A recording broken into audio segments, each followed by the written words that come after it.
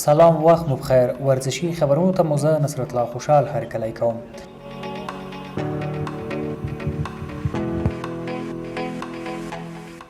د افغانستان د فوټبال فدراسیون او د دې فدراسیون د نوي کویټې سرروزونکي عبدالله المطیري ترمنځ د روزنې 2 کلن تړون لاسلیک شو.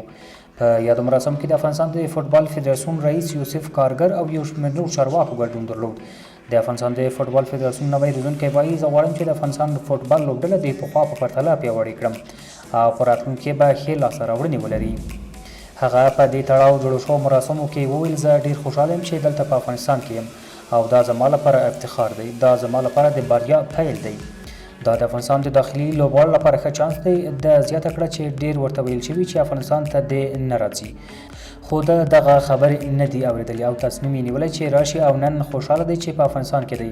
عبدالله المطیري اصلا د کویټ اوسیدونکی دی او شاوخوا یوه اونۍ مخکې د افغانستان د فوټبال ملي ټیم د سرمربي په توګه وټاکل شو او نن یې په کابل کې تړون لاسلیک کړ.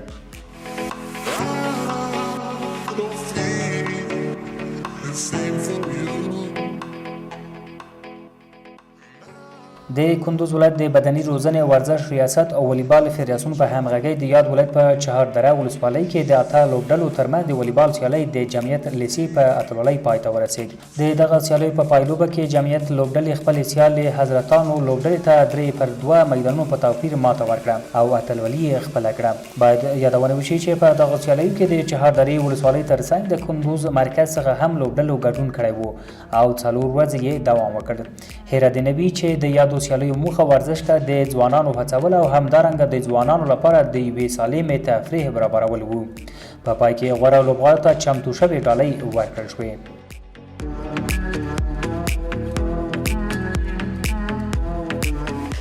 د هلمند ولایت د فوټسال کمیټې له لوري د 18 لوبډلو ترمنځ د یاد ولایت په مرکزي جمنازیوم کې د فوټسال ګروپي سیالۍ پیل شوې. دغه سیالۍ چې په 4 ګروپونو ویشل شوي، په لومړۍ سیالۍ کې نورسخي لوبډلې خپلې سیالې امید استقلال لوبډلې ته د 5-3 ګولونو په توپیر ماته ورکړه او بریا یې خپله کړه.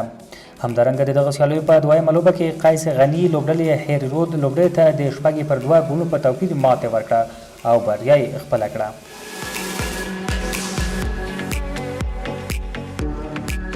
د جودو نړیوال فدراسیون IGF نړیوال کانګریس ټاکنې چې د دوحې په کوربه‌توب د مې میاشتې له 4 تر 5 نیټې ترسره شوې، د یاد فدراسیون پخوانی رئیس مایروس ایل ویزر پر خپل ځای او د سکرتر جنرال پر ځای نوی سکرتر جنرال لیزا ایلن وټاکل شوه.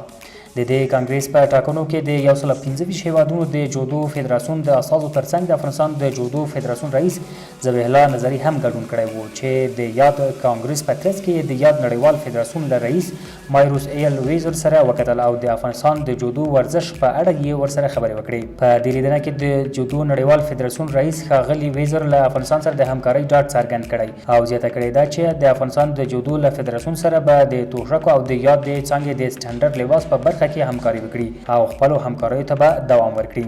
باید یادونه وشي چې د جودو نړیوالې سیالۍ چې د مې میاشتې پر 9 نیټه پیل شوې او د دې میاشتې تر 14 نیټې به دوام وکړي، د هیواد د جودو فدراسیون رئیس ذبیح الله نظري هم پکې ګډون لري.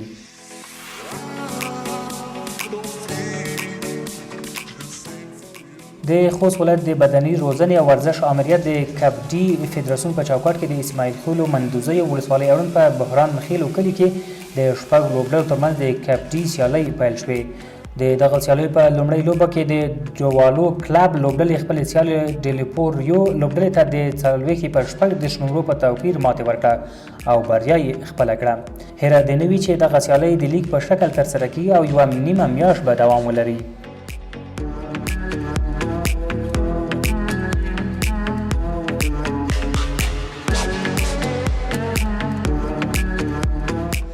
د سعودي عربستان النصر فوټبال لوبډلې د دغه هیواد د لیګ په 14مه اونیزه لوبه کې له خپل سیال سره مساوي کړه.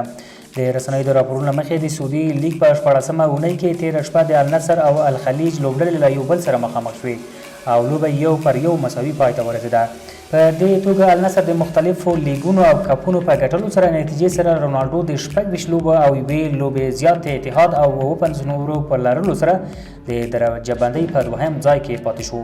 اتحاد د 25 لوبو او 59 نمرو په لرلو سره د درجه بندۍ په سر کې ځای لري.